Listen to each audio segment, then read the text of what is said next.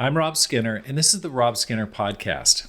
Today I'm joining Mark McCune, Ed Anton, and Shawn Wooten, and we're recapping Greek Week, Day 3 in Thessalonica, Greece. Greek Week. Join me as we talk about the impact and the power of seeing sites that are thousands and thousands of years old and indicated in the Bible. All this and more on the Rob Skinner Podcast.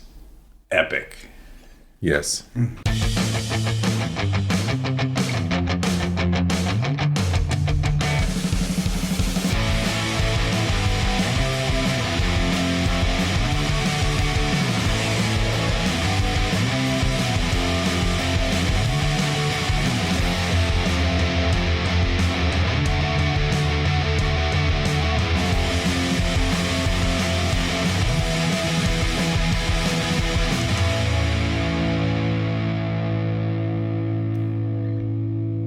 Welcome back to the Rob Skinner Podcast. My goal is to inspire you to live a no-regrets life, make this life count, and multiply disciples, leaders, and churches. Guys, welcome to the program.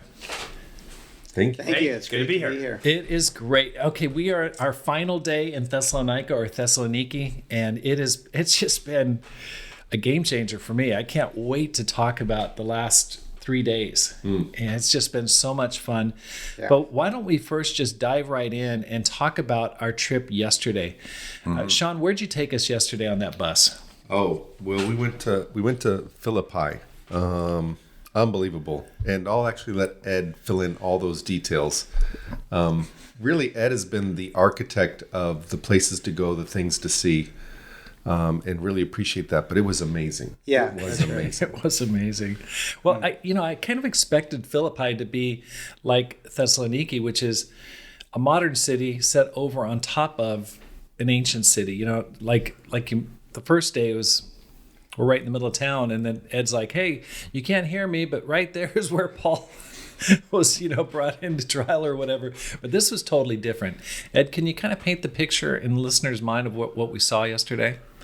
Yeah, so there is a archaeological site, a active archaeological dig going on in Philippi, and it's very different from Thessaloniki. Thessaloniki, we just have some ruins in the middle of a city. There we actually have a dedicated site, and it's actually quite isolated from any of the other towns or anything. So, right. Yeah, rather interesting that we could actually kind of go in there and really begin to try to imagine it the way that it was back then. Do you happen to know when they discovered that site? No, I don't. Yeah, I'm sorry. It's out in the middle of nowhere. You kind of go, what? Just a bunch of blocks, which probably explains why nobody's there right now. This Thessalonica is right on the port. It's beautiful. Oh, it's city. cool. The commerce that must go through here today. It's amazing. Yeah. Amazing. So, and Philippi was a small town even back in biblical times, maybe only 5,000 people. Right, exactly. Okay, talk about the biblical significance of Philippi. Why was it a big deal for those listening? Well, sure. It's the first spot, of course, that Paul lands. It's a big deal because he breaks from his custom of going to synagogues. Matter of fact, he'll leave Philippi and go to Amphipolis and Apollonia, pass over those places, wait till he gets to Thessaloniki, where there's a synagogue, as was his custom, we'll go in. Same thing with Berea. But he breaks with that custom in Philippi, but it's also the first landing spot, the first city, the first beachhead in all of Eastern Europe. Okay, for those who are challenged geographically, it all seems to tie together. Why is this area the first part of Europe? I mean, when you look at it on a big map, you go, well, it all seems connected. How is it defined geographically? Why is this significant? So we've got that continental divide. It kind of runs right through Istanbul, really. Okay. But in the Bible, though, we see them in Asia Minor or Turkey. And as they're making their way through, doing some very productive work, right? They've just received the letter from Acts 15. The Gentiles, the Jews, are all encouraged by the letter.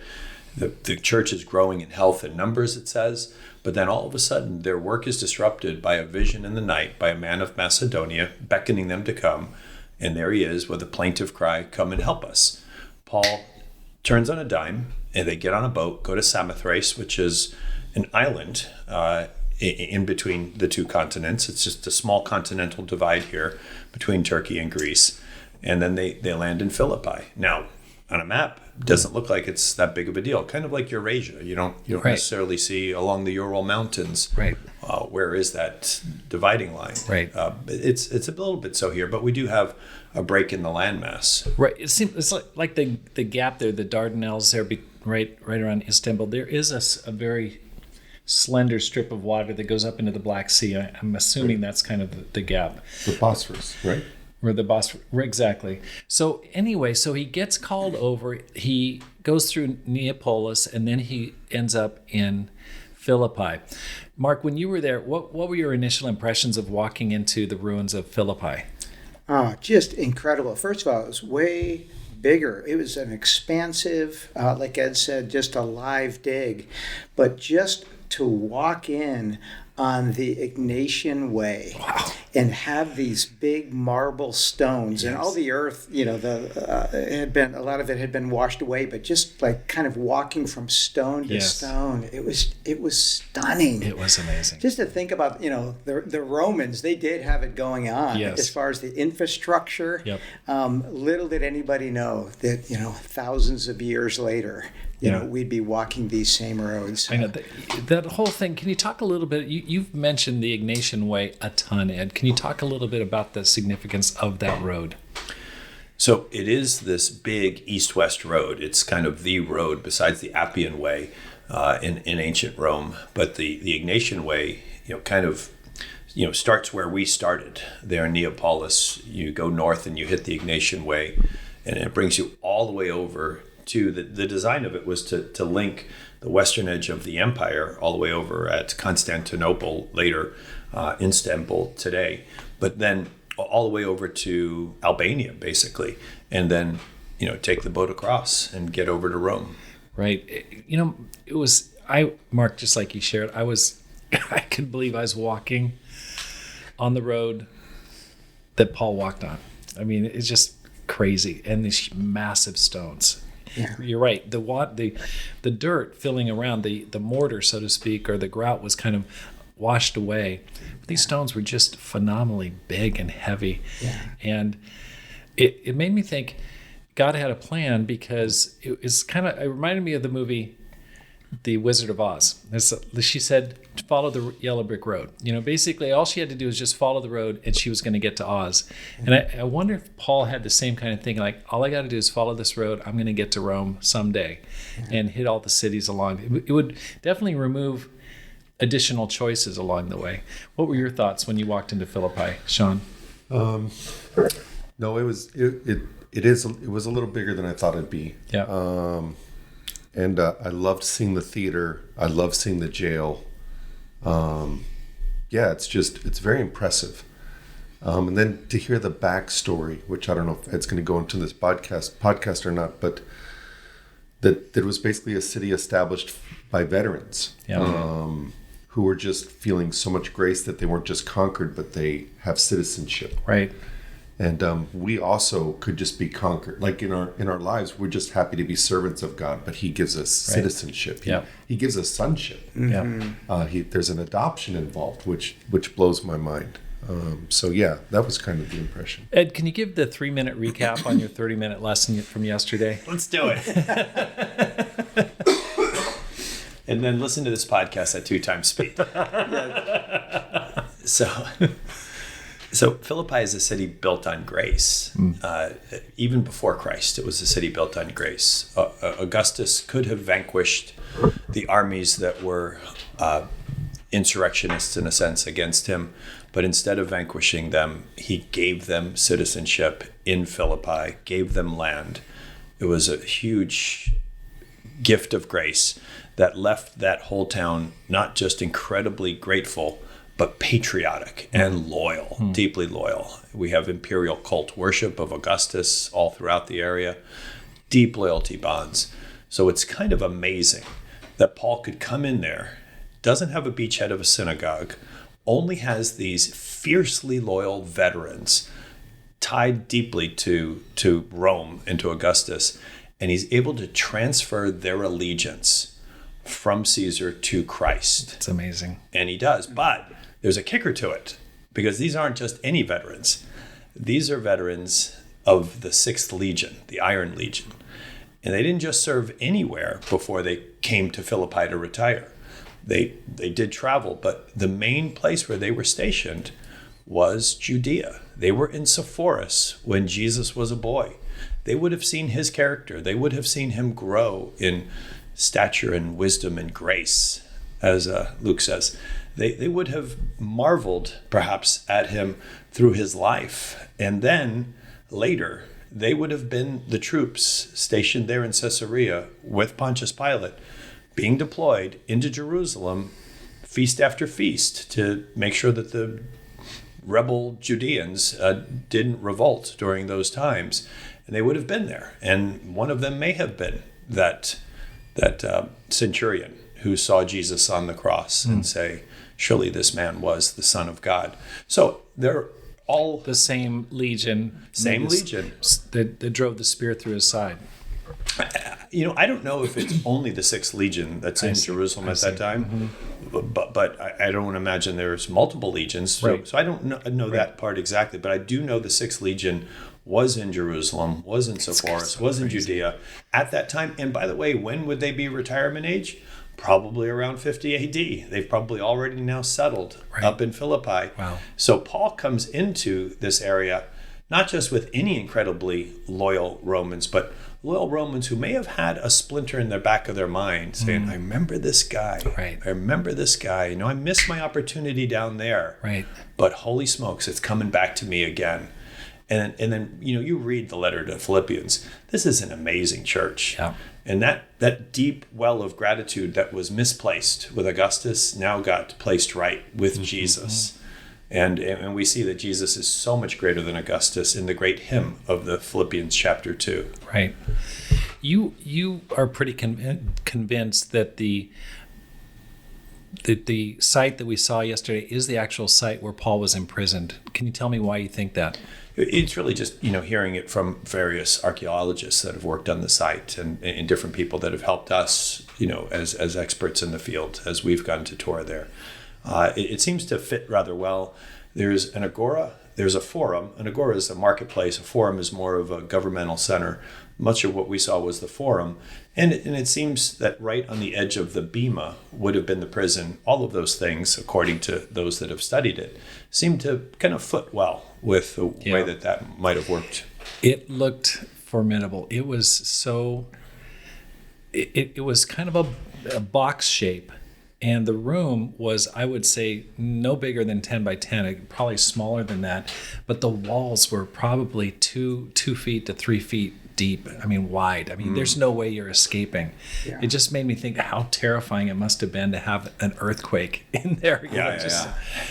What were your thoughts as you saw that prison? There were probably maybe boulders coming down from the roof. They're covering for their lives. Yeah, to me it almost looked like a cave with an iron gate right in front of it.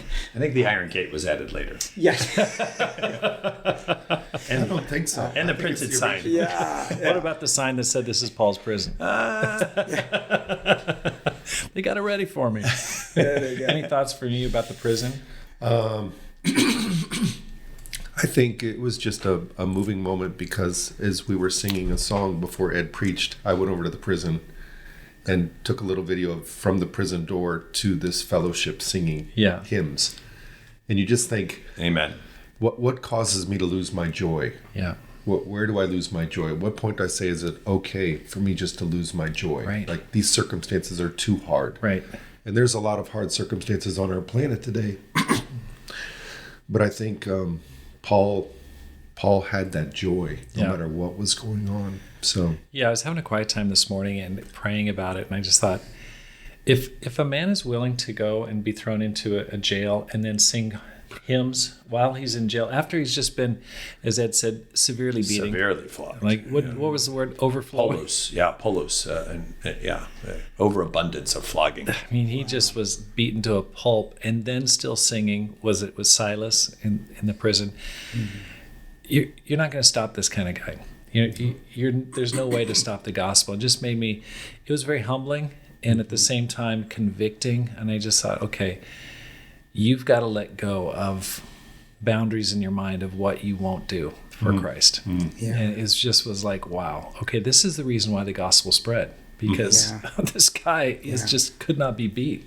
It was just crazy. That was an emotional moment for me. And even just before I got up, it was very much an emotional moment to realize, wow, we're singing hymns, right, where they sang hymns. Yes. Yeah. And yes, we're a shadow of what they were actually experiencing, but nonetheless, to somehow just get a little bit close to that heroism and that faith was so encouraging. So encouraging. Yeah. And to be so focused and like stay on his mission, right after that, they go to the Philippian Jailer's home, right? He's sharing his faith. good point. Family becomes disciples. It was like this incredible night that just unfolded before them following this earthquake. Exactly. Just incredible. Exactly. Let's talk a little. Can I share one more thing too about the Philippians? Yes. So we hear about them, of course, in Acts 16. Then we hear about them later in the letter to the Philippians. But they're also the feature of 2 Corinthians 8 and 9. And that's a huge feature because that's Paul helping the Corinthian church have a standard bearer for what it is to be engaged in the great gift of grace. That great gift of grace spurs generosity within us because gratitude wells up. It's a beautiful dance that occurs. And he says of the Philippians, out of your great struggles and severe afflictions, you had a joy to join in us in being able to give to God's people. You gave first to God and then to God's people. But of course, it all begins with Jesus, though rich, plunged himself into poverty so that we could become rich. Right. And that through our riches, we could become generous in every way. Yeah. And they're the ultimate church to actually really model what it looks like to have grace impact us so very deeply, right, where we spring out of that grace with gratitude and generosity, right, with no limits of what we want to do for Jesus. Right. Well, you mentioned perhaps the person that set the pace for the church was their first convert, Lydia. And we moved over after looking at the prison, then we went over to the river. Yeah, cool site, right? Yes. Can you talk a little bit about that? Again, I'm not sure. I haven't, tried to fact check the studies, but people feel like that's a pretty good spot of where the tributary off the river would have been, where the Jews would have had that little gathering of worship. Not enough for a synagogue, not enough, no 10 Jewish men in order to pull that off. But nonetheless, there they are. A man from Macedonia calls you to Eastern Europe and you arrive and what do you find? Women. I also find that's really great, right? That the gospel does feature women so prominently. But nonetheless, to have a woman of perhaps such prominence running in those circles of dealing in purple cloth.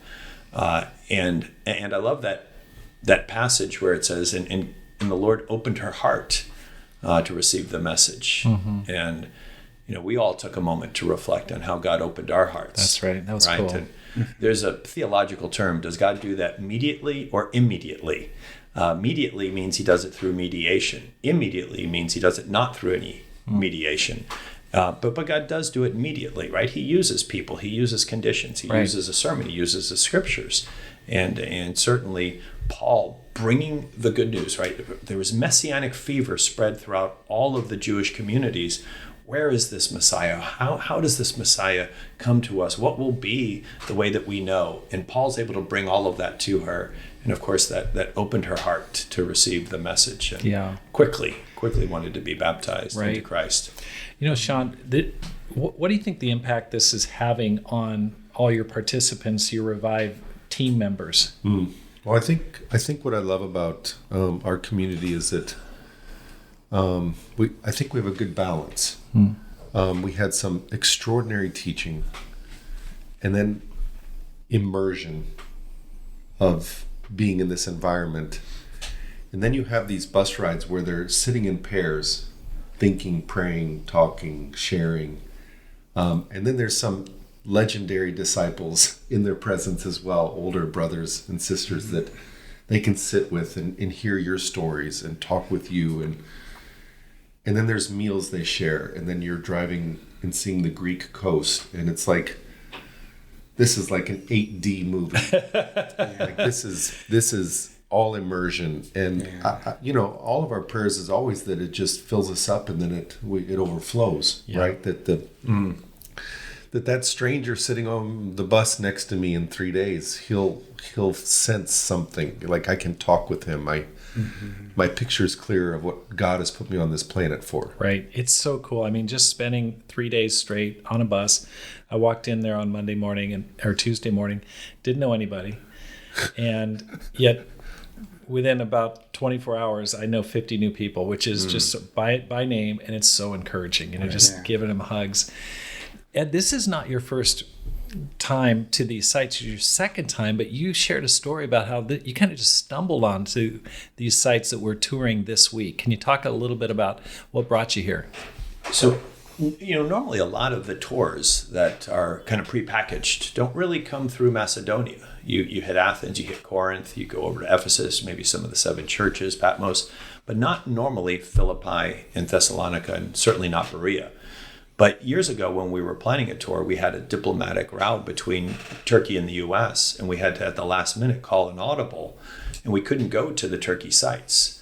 So rather than go there, we had to fill in the tour with something else. We filled it in with Philippi, Thessalonica, and Berea. Thank God we did. It's so amazing. But we had a different tour guide for those 3 sites. And then afterwards, we had this amazing tour guide that caught up with us in Athens. Just like Paul's missionary journey, we left Philippi, Thessalonica, and Berea and went down to Athens. We met him in Athens, and when he was there, he said, "Hey, did you happen to see this stone in Philippi that really commemorated the 6th Legion?"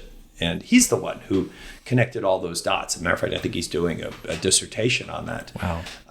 And I remember from that time in 2019 thinking, oh man, I wish we had him. I wish I had seen that stone with my own eyes. I wish I'd seen that connection that those soldiers down in Jerusalem that maybe kind of had been yearning for Jesus and missed their chance at him, got him again later.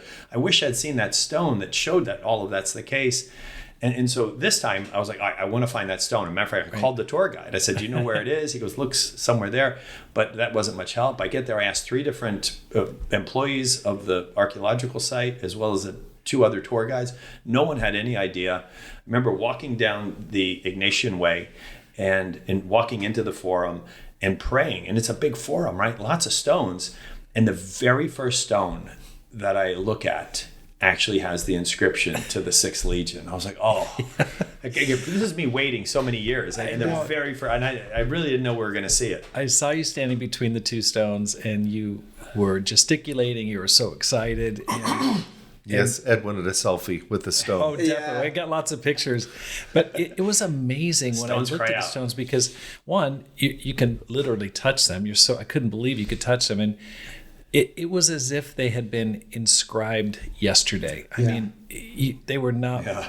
What do you think? Yeah, well, we were the immediate beneficiaries of that because we came off the Ignatian Way and Ed brought us right to those 2 stones before we went up to where the jail was and we had our lesson, right? And so he gave us sort of that backstory there, which really made his lesson, come to life. I know. Yeah, it was incredible. That was amazing. It was a kiss from God, for sure. For me and for all of us. I could tell you were happy. Yeah, it was great. It was a great day.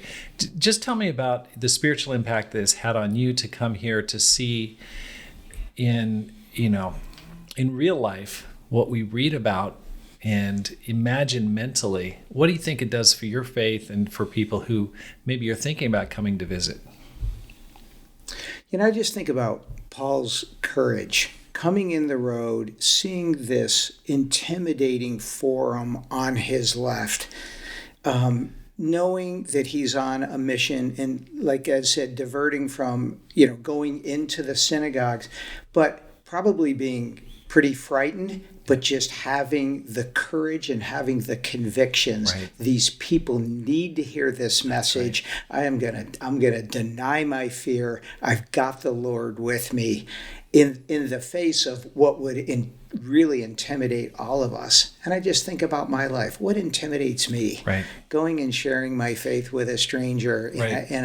in a grocery store, or striking up a conversation with my neighbor who just shut the lawnmower off. Really not that intimidating, Right. comparatively. Yes. And it inspires me and it convicts me that the little things that hold me back, I mean, they're nothing. Absolutely. I agree. Shawn, Red. You know who might also have seen a lot of those same guards and those same soldiers down in Jerusalem? It's not just Jesus, but Paul. Paul That's was right. a rabid Pharisee That's right. down there. He may not have treated some of those guys so well. Right. He probably had some pretty nasty interactions. And if he's going to see him, he's going to see him back here in Philippi. Yeah. And he didn't have a little bit of the familiar tried and true of the synagogue. So he's a fish out of water. Yeah. And he's probably trying to share the gospel now with some people that he may not have been so kind to before. Yeah. It must have been a really interesting mission field for him. Yeah. Wow. To me, any were you going to share? I can wait. Okay. It just, I wasn't expecting this trip. I was so busy with my church, getting prepared to leave. I just kind of like jumped on a plane, I know we're going somewhere in Europe. And then just kind of parachute into this has been so like overwhelming at times. It's like, oh my gosh, is this real life? To see these actual places where the Apostle Paul went to, and to actually know for certain, okay, he was here or he was imprisoned here. It's faith building. It's mind blowing. It's a game changer. I'm kind of running out of superlatives to describe it. It sounds like I'm on a broken record, but it's like, No, you're doing well. It is so thrilling. It just shows me how it's really good in a very humbling way about how you set limits. You think you're doing good spiritually, then you realize, okay, you're not even. You're in. Middle school football.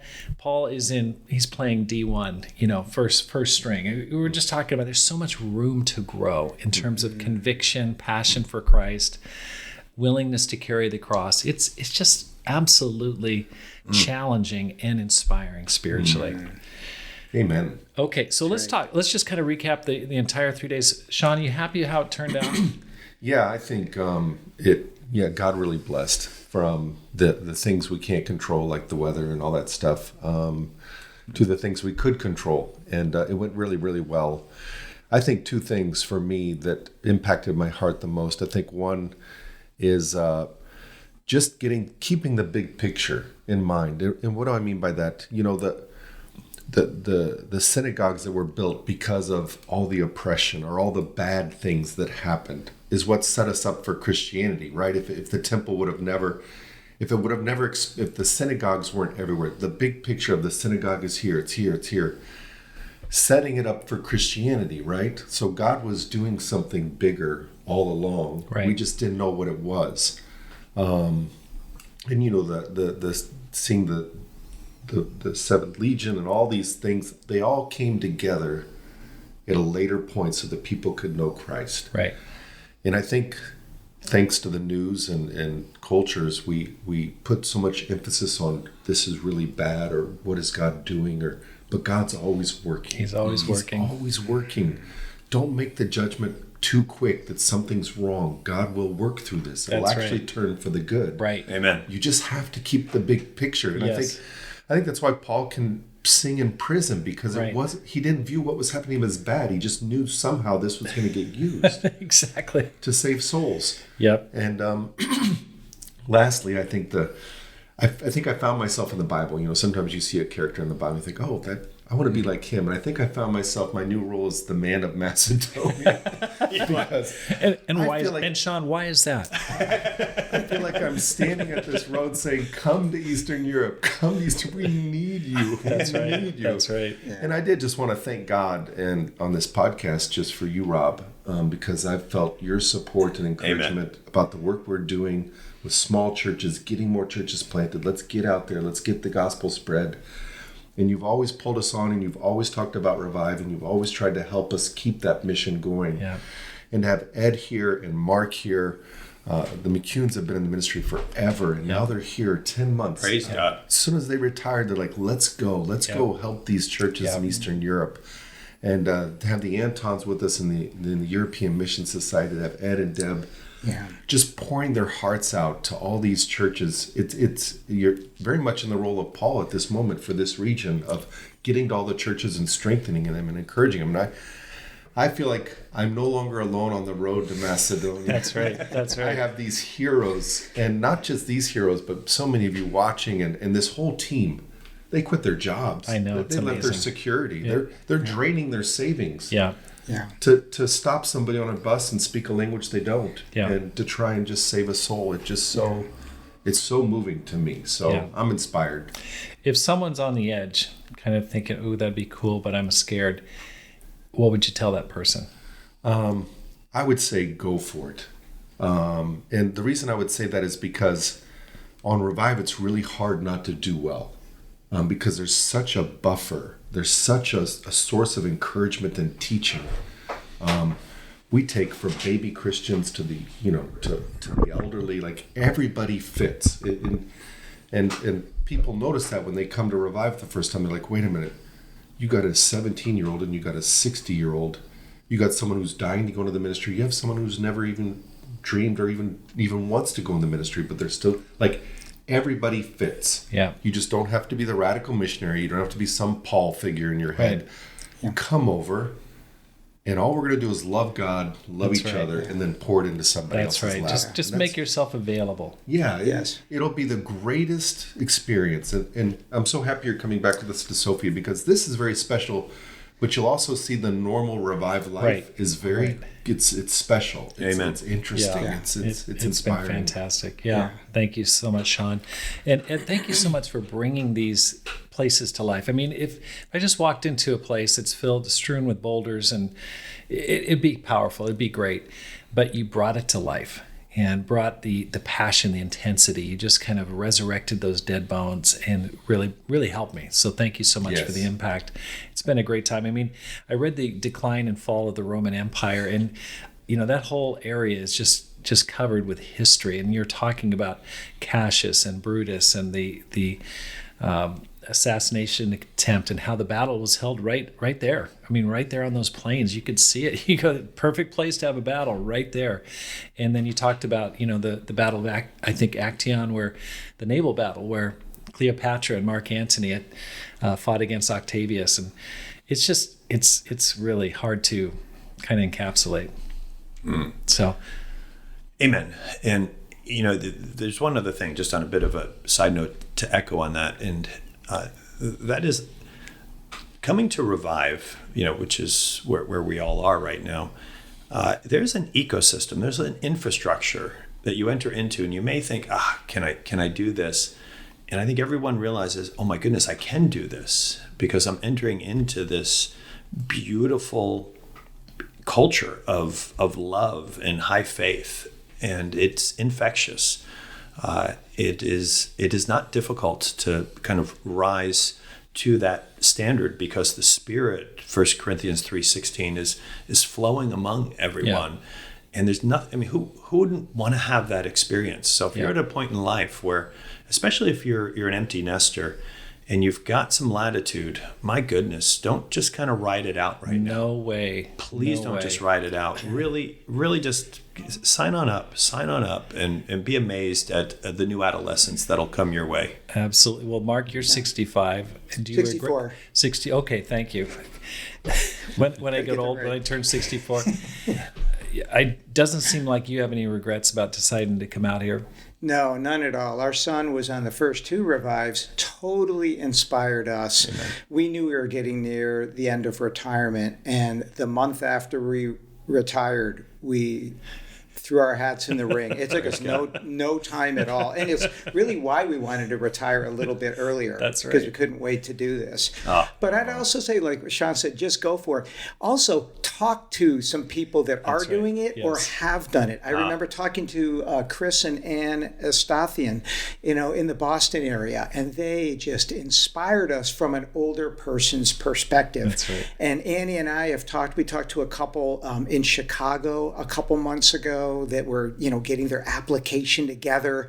I remember Don and Mia Lee in Seattle starting conversations maybe 2 years ago. Yeah. And, no, I just echo everything that, the goal in the Christian life is just keep moving, it's not just keep moving, it's keep growing, keep stretching your faith, keep putting it into practice, working it out.